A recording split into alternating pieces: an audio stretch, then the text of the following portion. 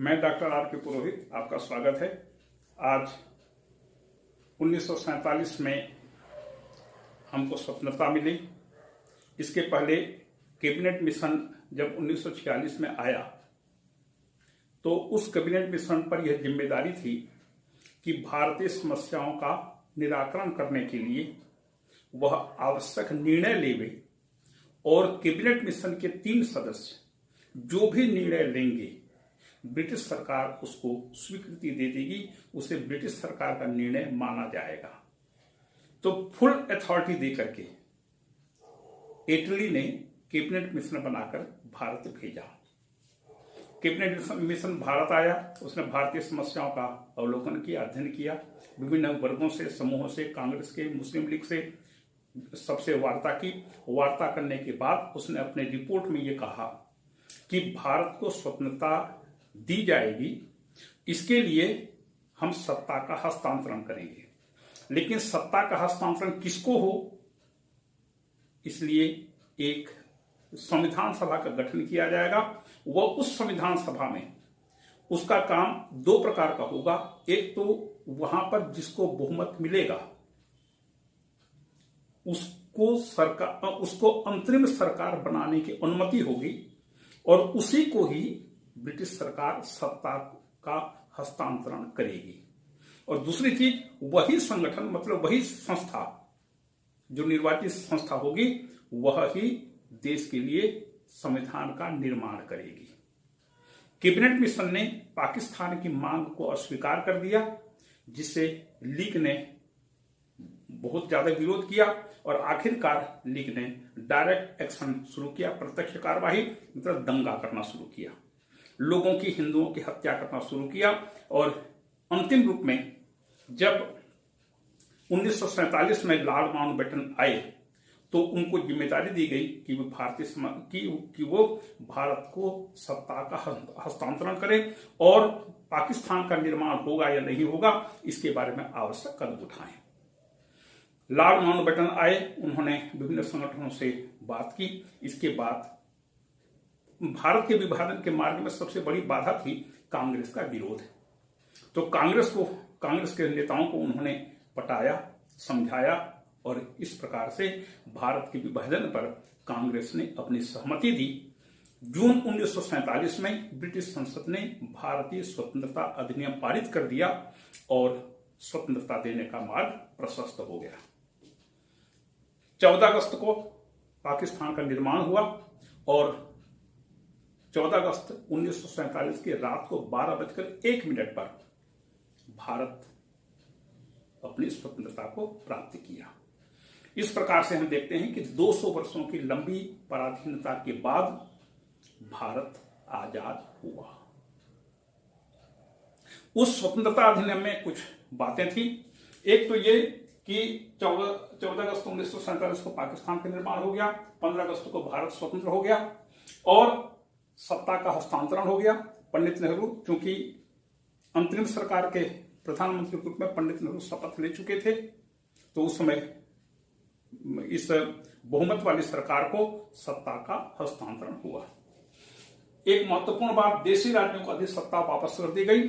भारत में लगभग 562 देशी राज्य थे। इन देशी राज्यों को इनकी पैरामाउंसी, जिसे कि अधिसत्ता कहते हैं, वापस कर दी गई और इन देशी राज्यों को यह छूट दी गई कि वे चाहें तो भारत में सम्मिलित हो सकते हैं अथवा चाहें तो पाकिस्तान में सम्मिलित हो सकते हैं या वे चाहें तो अपना स्वतंत्र अस्तित्व कायम करके रह सकते हैं। ये भारत के लिए सबसे बड़ी चुनौती थी। मतलब यह हुआ कि भारत के अंदर 562 और राज्य होंगे और तब जिम्मेदारी आई सरदार पटेल के कंधों पर। सरदार पटेल ने 562 में से 559 देशी राज्यों को भारतीय संघ में सम्मिलित होने के लिए मना लिया। साम दाम भेद तीनों प्रकार की उन्होंने नीतियां अपनाई और इस प्रकार से 559 देशी राज्य भारतीय संघ में सम्मिलित होने के लिए विलय पत्र पर उन्होंने हस्ताक्षर कर दिया। बचे 3 एक था जूनागढ़, जूनागढ़ पर जनमत संग्रह करना पड़ा। दूसरा था हैदराबाद, हैदराबाद में निजाम का शासक था, निजाम का शासन था और वह निजाम अपने आप को पाकिस्तान में सम्मिलित करना चाहता था। वहां पर फिर पुलिस कार्यवाही की गई। देश के अंदर जो कार्यवाही होती है, भले युद्ध होता हो, उसको पुलिस कार्यवाही कहते हैं, पुलिस एक्शन कहते हैं। भारत ने अपनी सेना भेजी, हैदराबाद को चारों तरफ से घेर लिया।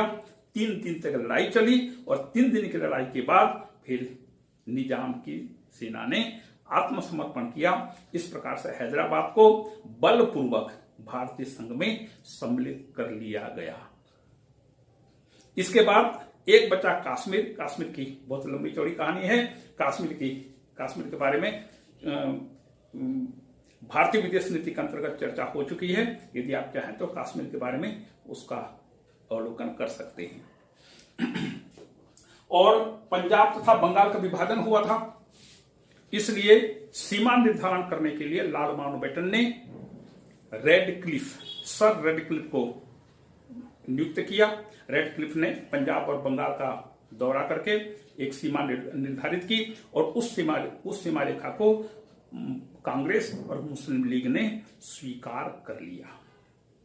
पाकिस्तान के गवर्नर जनरल मोहम्मद अली जिन्ना बने और भारत के गवर्नर जनरल लॉर्ड माउंटबेटन ही बने रहे। आगे चल करके फिर सीआर राजगोपालाचारी को अंतिम गवर्नर जनरल के रूप में शपथ दिलाई गई। तो ये थी हमारे भारतीय स्वतंत्रता संग्राम की कहानी। इसमें केवल यह कहना कि भारत को आजादी शांतिपूर्ण तरीके से मिली या अहिंसात्मक आंदोलन जिसका नेतृत्व महात्मा गांधी ने किया, उसी के द्वारा ही भारत को आजादी मिली, कहना पूरी तरह से सही नहीं है। इसमें क्रांतिकारियों का भी जबरदस्त योगदान था। और एक महत्वपूर्ण बात यह थी कि द्वितीय विश्व युद्ध के बाद के वर्षों में भारतीय जल सेना ने भी हड़ताल कर दिया था। और जब ब्रिटिश सरकार ने देखा कि अब हमको भारतीयों का सहयोग उस रूप में नहीं मिल रहा है जैसा मिलना चाहिए, जब उन्होंने देखा कि अब भारत में जन जागृति आ चुकी है, अब हम भारतीयों के सहयोग के बिना भारत में शासन नहीं कर पाएंगे, तब उन्होंने विवश होकर भारत को आजादी देने की घोषणा की। और इतनी लंबी अवधि तक भारतीय नेता त्रस्त हो चुके थे, पराधीनता से, बेड़ियों से, जंजीरों से, अनेक प्रकार के बंधनों से, लूट खसोट से, शोषण से, असमानता से। भारतीय नेताओं को आजादी प्राप्त करने की जल्दी थी, चाहे किसी भी रूप में हो, हमको आजादी दे दो। और इस प्रकार से इटली ने जो घोषणा की थी कि हम जून 1948 तक भारत को आजादी दे देंगे, भारतीयों ने, कांग्रेस ने कहा हमको 15 अगस्त 1947 को स्वतंत्रता दीजिए।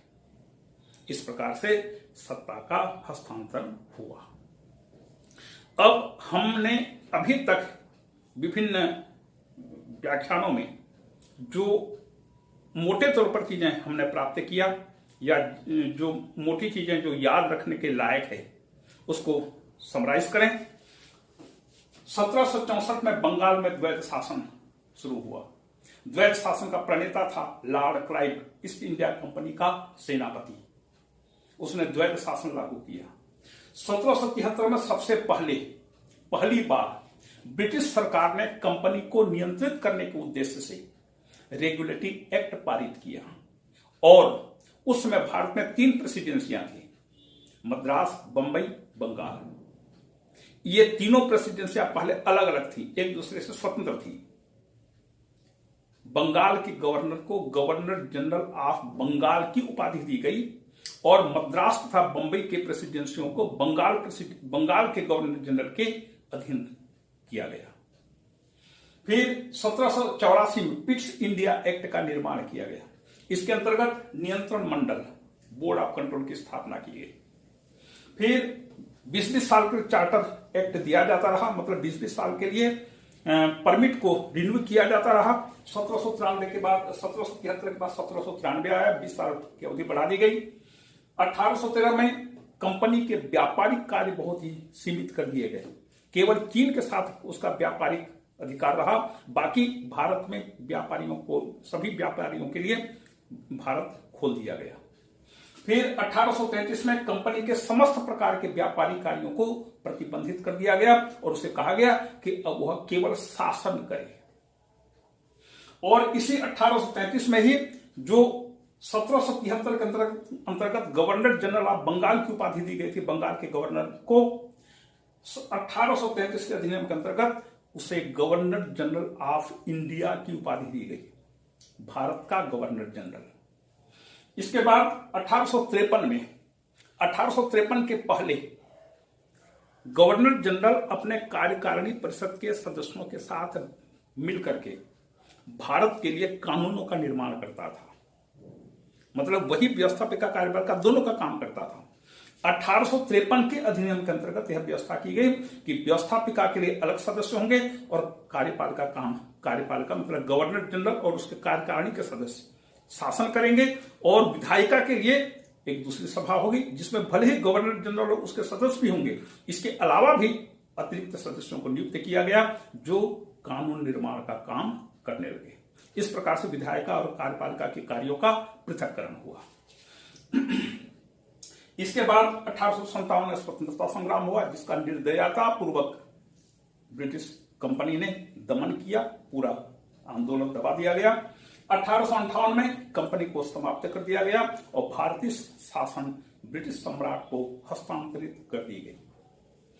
फिर 1861 में पहली बार 2 भारतीयों को नियुक्त किया गया, मतलब कि अभी तक भारतीयों को उच्च पद पर कभी नियुक्त नहीं किया जाता रहा।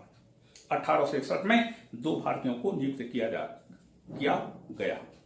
1892 में भारत में पहली बार निर्वाचन की प्रथा शुरू हुई। 1909 में सांप्रदायिक निर्वाचन किया गया, जिसके लिए मतलब कि भारत के विभाजन के लिए मार्ले मिंटो सुधार अधिनियम को जिम्मेदार माना जाता है। उसमें भी मिंटो सबसे ज्यादा उत्तरदायी है, क्योंकि मिंटो के प्रोत्साहन से मुस्लिम लीग ने सांप्रदायिक प्रतिनिधित्व की मांग की थी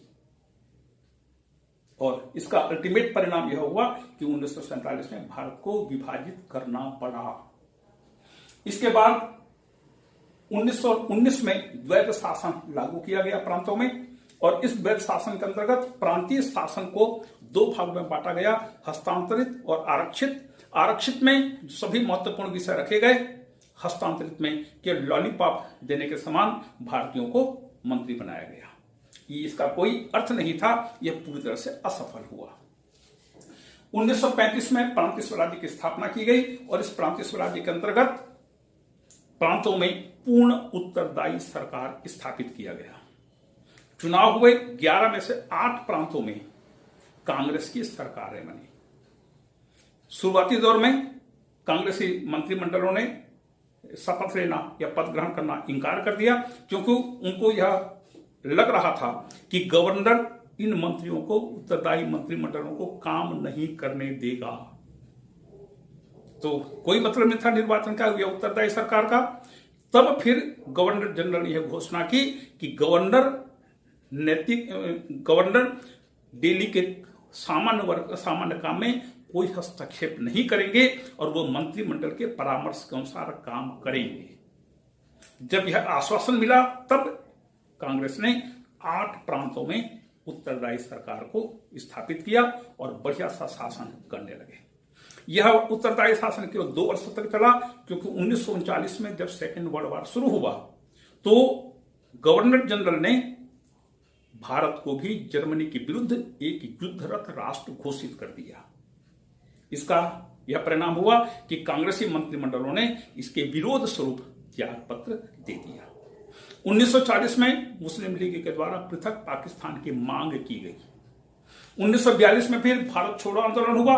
इस भारत छोड़ो आंदोलन में पूरे ब्रिटिश शासन को जड़ से हिलाकर रख दिया।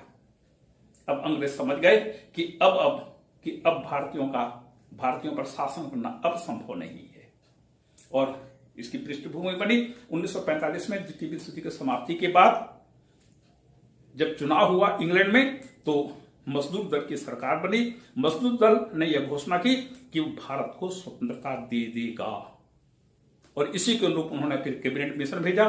कैबिनेट मिशन की रिपोर्ट के आधार पर संविधान सभा के चुनाव हुए। संविधान सभा में जिसका बहुमत मिला, मतलब कांग्रेस को बहुमत मिला, और कांग्रेस को 211 पर विजय मिली, और इस प्रकार से मुस्लिम लीग की तुलना में 3 गुना से भी ज्यादा उसको सीटें मिली, और मुस्लिम लीग के विरोध के बावजूद पंडित नेहरू ने अंतिम सरकार में प्रधानमंत्री का पदभार ग्रहण किया। इसके बाद 1947 में हमको स्वतंत्रता मिली। स्वतंत्रता प्राप्ति के बाद सबसे बड़ी जिम्मेदारी थी भारत को एकीकृत करने की, संगठित करने की, क्योंकि अंग्रेज जैसा छोड़कर गए थे। भारत के अंदर 562 राज्य होते, मतलब भारत मिलाकर 563 राज्य होते। कितनी दुखद स्थिति होती, छोटे छोटे राज्य। सरदार पटेल ने इस जिम्मेदारी को समझा, और उन्होंने विभिन्न प्रकार की नीतियों से समझा बुझा करके, बहला फुसला करके, या किसी न किसी प्रकार से इन सभी देशी राज्यों को भारतीय संघ में सम्मिलित होने के लिए मना लिया। लेकिन एक कश्मीर बचा। यदि क्योंकि कश्मीर के मैटर को पंडित नेहरू खुद देख रहे थे, इसलिए सरदार पटेल ने उधर हस्तक्षेप नहीं किया। यदि हैदराबाद या जूनागढ़ की भांति कश्मीर को भी सरदार पटेल देखते, तो 1947 में ही कश्मीर की समस्या का भी समाधान हो जाता। लेकिन अपनी अपनी किस्मत है, अपना अपना काम है। इस प्रकार से हमें 1947 में आजादी मिली, सत्ता का हस्तांतरण हुआ, और हम इस योग्य हुए कि अब हम अपना शासन खुद चला सकते हैं, खुद बना सकते हैं, और भारत को एक अच्छा प्रतिष्ठित स्थान अंतर्राष्ट्रीय राजनीति में दिला सकते हैं। यह भारतीय जनता ने, भारतीय नेताओं ने अनुभव किया, और 1947 से जो हमारी प्रजातंत्र के रास्ते में हमारी जो विकास की यात्रा चल पड़ी, आज 75 साल के बाद हम किस स्थिति में पहुंचे हैं, इसके आगे की चर्चा हम करेंगे। इसके बाद देखेंगे कि संविधान का निर्माण कैसे हुआ, कितनी परेशानियां आई, कौन कौन से कदम उठाए गए, इन सभी चीजों की चर्चा आगे करेंगे अगले व्याख्यान में। आज का व्याख्यान यहीं पर समाप्त होता है। आपको धन्यवाद।